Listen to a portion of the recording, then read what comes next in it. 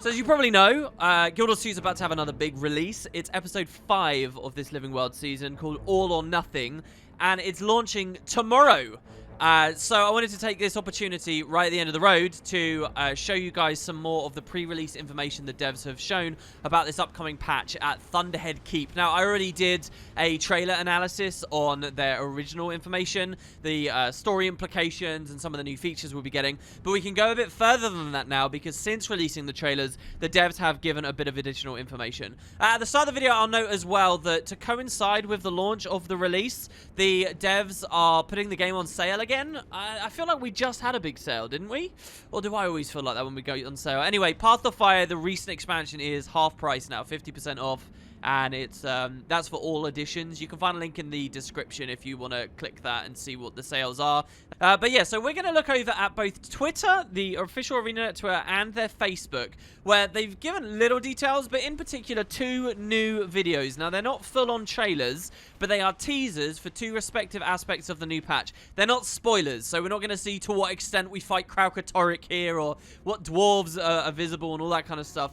Instead, they're just showing us the Fractal, which is going to be obviously a little bit of a side story. And they're also showing us the new legendary weapon. But the one that shows the legendary weapon actually has a ton of background footage showing the new regions. And that's what I'm kind of excited to show. So let's open them up and see what we've got here. So here's the post entitled that there are only 4 more days to wait for Faris, the new Guild Wars 2 Legendary Longbow. This is the penultimate legendary weapon of the Gen 2 set. After the Longbow's in, it's just like GS and we're done. So this was pretty disappointing if you remember from the trailer. It kind of looks a lot like one of the gem store skins they released before. It looks like a bit of a cop-out to do much intricate detail, but it's flashy and glowy, and maybe that if that's all you care about for a legendary, then fine. I was actually kind of cynical about it in my video, my first impression of it, only to find when I got on the internet, most people were agreeing. There was actually quite a lot of disappointment to do with this. So let's see if their teaser saves it in any way. But why I really want to show the teaser is because of the backgrounds. So we're doing this on Facebook because the Twitter versions of these videos have horrendous bitrate and just completely melt down. So here, I'll show it to you guys first in its full glory with all the audio without me rattling on in the background, and then we'll see what we can pick at. So here we go.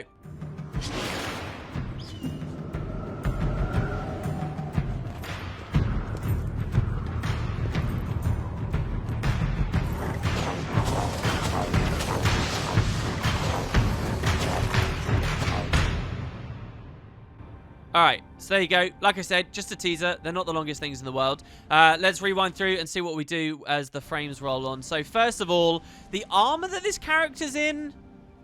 Is this the Requiem armor? I think that's heavy Requiem from last release. And they're actually really precise about what they're showing here. So first, let's just focus on Faris. Here, he's unequipping it. Oh, sorry, equipping it. So what we're looking at here, this big explosion. I know it's Guild Wars 2 and you're used to explosions of light everywhere. This is the unsheath effect. And it's a huge unsheath. To be fair, if you remember stuff like the Minstrel, it will just glow and some notes will appear around you. That's already one of the big ones. This is enormous. For Chukran Champawat, you get like 3 tigers sort of collapse into you.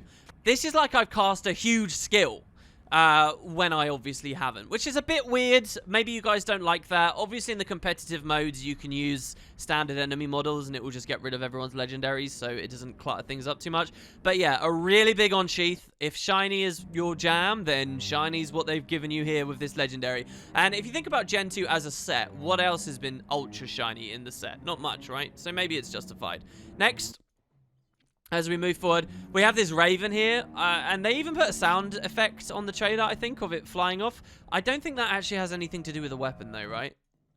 Right? I mean, why would it have just a bird associated with it? I don't think so. But look at the backgrounds on our second time through. Next, we can see the bow itself. Kind of same shiny beams of light as we got a good instinct for and understanding of in the original trailer. So I'm not sure this offers too much, but you do see the glow around it as well. This is a little bit like Howler. So now what have we seen? We've seen the aura you get. We've seen the unsheath. We've seen the weapon itself, obviously. Now, as we walk, you'll notice the camera is panning along the floor here and actually showing us the footsteps. I actually think these footsteps are good. They could have gone crazy with these as well and done like giant Meteorologica-style lightning bolts coming from the back of your feet or something. They are more subtle with the footsteps these days, and I think that this is fine. They remind me a lot of one of the other sets of footsteps that came in quite recently, like just this crack effect. But as I sit here speaking to the mic, I can't completely conjure to mind which one it is. But this feels very like a recolor of almost some legendary footsteps we already have, doesn't it? A little bit? Anyway, so you can kind of see that the floor cracks a little bit. There's these little crevices as you stand. Light comes bursting away, and the camera does a really good job, you know? Dollying in and looking down for us. Here we get a nice profile shot. You get to see the bow in all of its glory. It does look nice. I do think it looks nice. It's just, you got a longbow. You got so much you can play with, and it's also very big. Again, I mentioned that they could have gone truly Titanic with it, considering how big they made the short bow of this generation, but whatever. The other thing you also get a good glimpse of here is the bowstring, and I'll show you in the animation as it goes through. Bowstrings, obviously, they're probably old news to Guild Wars 2 players at this point, but the original never had bowstrings, and so whenever I see them in Guild Wars 2, it always makes me appreciate them to a certain extent. I think also you can see in the middle of the bowstring there that there's like a little glowing diamond where you would hold it. And of course, as well, we get a sound effect here, which you've been listening to very clearly, and the projectiles. But the projectiles were evident in the original trailer as well. As you can see, they're just kind of, you know, beams, you know, of light. They look a little bit barbed. Maybe that's just the background interfering with it there. If they're barbed, I think that's kind of cool. And there you go. So that's the trailer in terms of the bow. But going back through, what do we have in terms of the background? Well, an awful lot more. So back here, you can see we're clearly in a very snowy area. We're on some kind of icy ledge right now. There are, you know, these very iconic Shiver Peak trees around. But also a lot of branded stuff. Now, looking at the world map right now, you can see that the brand doesn't really come close to the Shiver Peaks. So why is there branded stuff now here? Does that suggest a lot of Kralkatorrik movement in this release? I think it must do, right? And you can see that there's branded storms everywhere in the background. We're getting a real glimpse of the map we hadn't before. If we pause at the perfect time as well, just before this cuts, let's try and find the spot here. You'll notice you can see the lightning strikes coming down. You can see some kind of enemy here. I can't tell what type of branded it is. If that was a branded Forgotten or something, that would be kind of thrilling to see here in the Shiver Peaks. And, you know, some broken bridges. Is this old Dwarven architecture? Presumably we're somewhere near Thunderhead Keep. I just don't know where. Looking back at the cliffs here, lots of verticality. As we mentioned, this is the first big return to main mountainy regions now that Springers and Griffins are available. So they can really go crazy with the sheer rock edges and cliff faces and stuff. I mean, yes, we had that mini area in Path of Fire, but it wasn't, you know, a whole map dedicated to it. Now we're in the area where we're walking. Just some background. I mean, what can I say about that? We're in a snowy area. Great. We're outside Yak's Bend, guys. Yak's Bend is actually Frostgorge Sound. That's a joke, and I'm well aware of that. So, yeah, we get that. And then the next frame here, more trees. There's actually a lot more trees than I was expecting. We seem to be in quite an open area. I wonder whether this is going to have something to do with a meta or some kind of prominent event that we have to deal with a large boss here. Because they're going to have to create plateaus like this. This I find interesting as well. Am I crazy? And I might be. But isn't that an airship? Am I looking at the front of an airship here? This is the airship balloon. Which would mean that over here, the cliff down underneath is really deep. I'm pretty sure that's what we're looking at. I mean, it looks like a kind of spikier, more sheer variant. But who knows what kind of packed architecture we'll find in this release, since Logan's clearly here. I don't know. That's an airship, isn't it? So yeah, that's the teaser. That's what we get from the new map. Wanted to share that. The other one is possibly the more interesting. That's of Siren's Reef. So the post here entitled, "Get ready for the new Fractal Siren's Reef," coming to Guild Wars 2 on January 8th, also known as tomorrow. Let's watch this. I'll give you guys the full audio, and I warn you, the music in this is really strange. Check this out.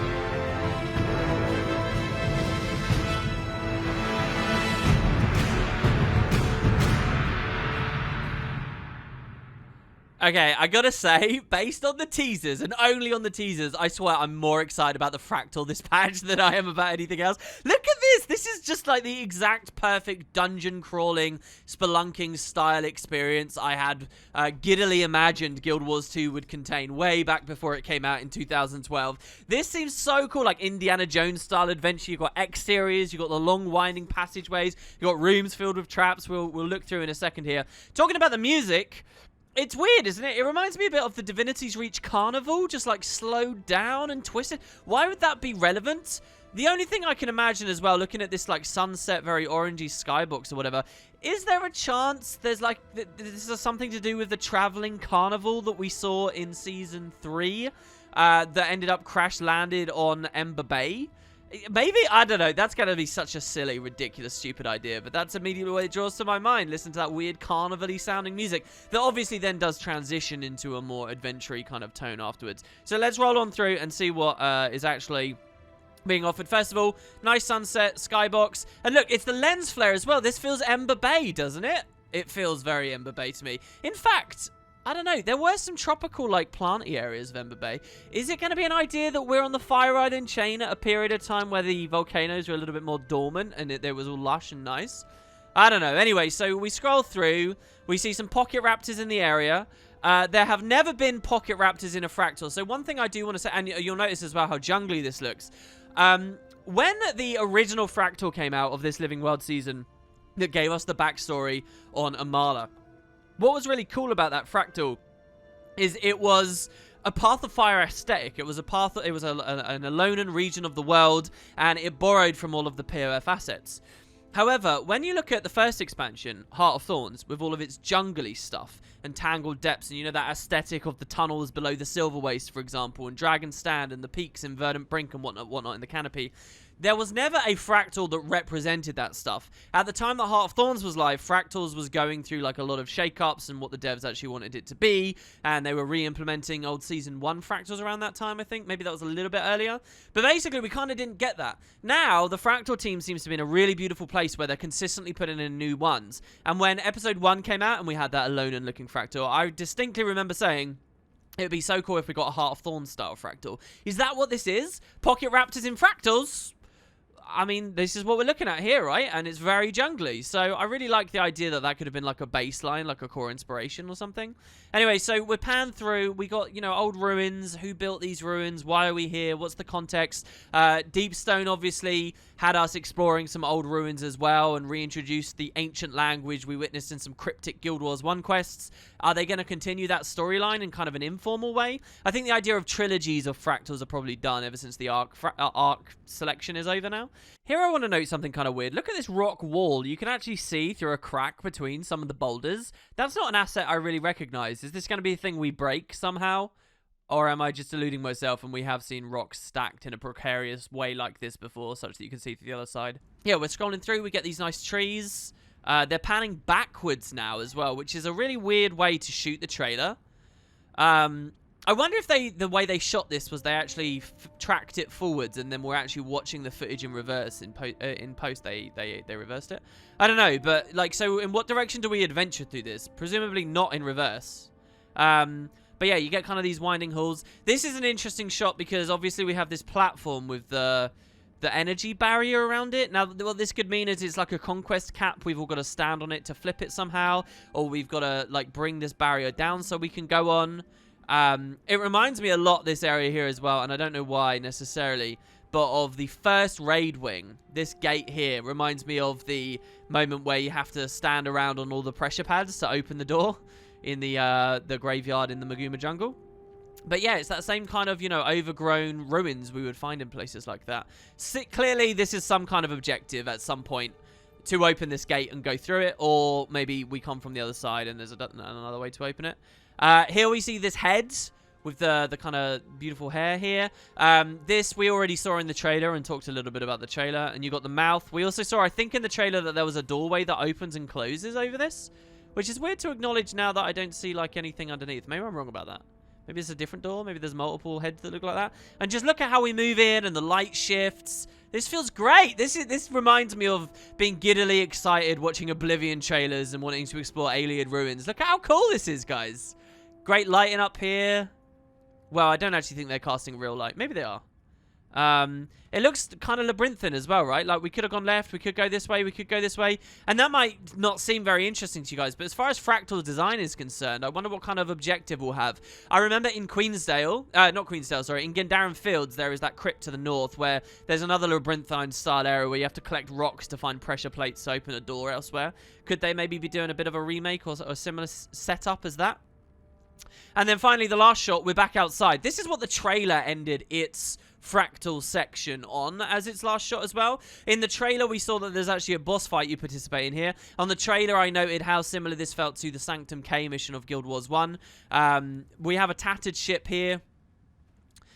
Could this ship have something to do with the dwarves? I recently was showing you guys dwarven territories in Guild Wars 1 and how, you know, they had ships that would go to ports and do trade and whatnot. If the rest of the release is about the region of Thunderhead and the dwarven civilization, is there going to be that tie? And that's what I find most curious here, that it's hard to find a tie-in between the two. But yeah, really exciting. And I do think that the Fractal will end at this boat. Or the devs have done an amazing trick where the Fractal starts on this boat as we sail to this region to explore this, you know, abandoned island, this forsaken place. And the trailers have just teased it in the wrong direction for us. But yeah, and you can actually see some weird, like, almost glowy kind of magic here. Looks like the time of day does stay consistent the entire time through this Fractal as well, which is contrary to my original speculation from before. But yeah, so there you go. That's the two teasers. That's basically what the devs have given us on top of the trailer to keep people titillated throughout the week. And here I am just one day before giving you guys the goods. So keep an eye on my channel where tomorrow the patch will be out and we will have a ton to talk about and a lot of big things. I also have an announcement. I'm no longer doing regular streams, which dedicated followers of mine will already know. However, I'm going to be doing a very long stream tomorrow, right when the patch comes out, playing through this new lore and story blind. So, if you want to play it and experience it through my eyes and with all those extra little bits and see what we have to geek out about, keep an eye on my Twitch channel. It won't be right when the patch comes out. I'll probably be going live about an hour and a half after it goes out, just so I've got some time to talk to you guys on YouTube and whatnot first. But yeah, that's going to be a big thing that's going to be over on my Twitch channel, which you can find a link in the description. Again, remember the game's on sale and there's a link for that as well down there. So cheers, guys. I'll see you tomorrow. It should be a good one. And can't come here quick enough. Catch you next time, guys.